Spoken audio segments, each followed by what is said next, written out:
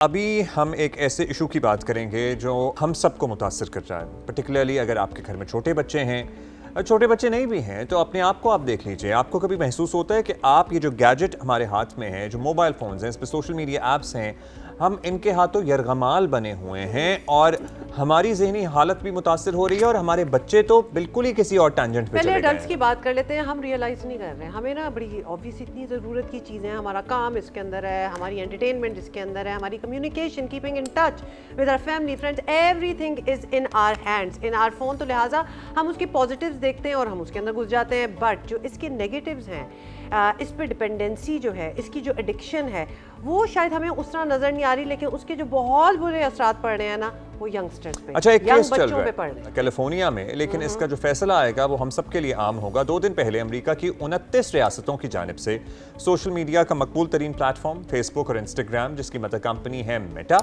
इसके खिलाफ केस किया है, जिसकी समाअत शुरू हो गई है। केस दायर करने वालों का मौक़िफ़ है कि मेटा ने अपने प्लेटफॉर्म्स को बच्चों के लिए महफूज बनाने के बजाय इसे एडिक्टिव बनाया है और मुनाफे के लिए वो सब कुछ किया और वो इक़दामात उठाए जिसका नतीजा मुस्बत नहीं है, इनफैक्ट शदीद मनफी है। ऐसा हुआ है, बल्कि ये तो खुद वो मानते हैं, क्योंकि एक एक्स मेटा के डायरेक्टर हैं जिन्होंने खुद टेस्टिमनी में ये बताया है कि मेटा जो है वो तरजीह देता है कि बेशक एडिक्शन बच्चों को, यंगस्टर्स को हो, उनकी सेफ्टी को कोई तरजीह नहीं दे रहा। How much they make of it, revenues क्या जनरेट हो रहे हैं, ऑब्वियसली वो तरजीह होती है, जो कि किसी भी बिजनेस जिस टेस्टिमनी की आप बात कर रही हैं हुमा, उसमें उन्होंने कहा कि ज़करबर्ग ने ऐसा कॉर्पोरेट एनवायरनमेंट बनाया जिसमें बच्चों की सेफ्टी वो सेकेंडरी।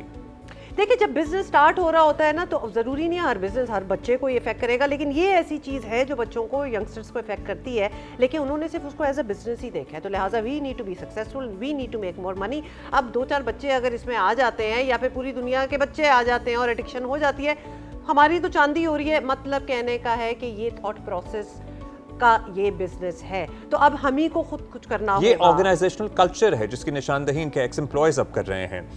अच्छा, अब जो पिटिशन दायर की गई है 29 रियासतों की तरफ से मेटा के खिलाफ, इसमें बताया गया है कि बच्चों की ज़हनी हालत ख़राब हो रही है, यहाँ तक कि खुदकुशी के रुझानात इनमें देखे जा रहे हैं।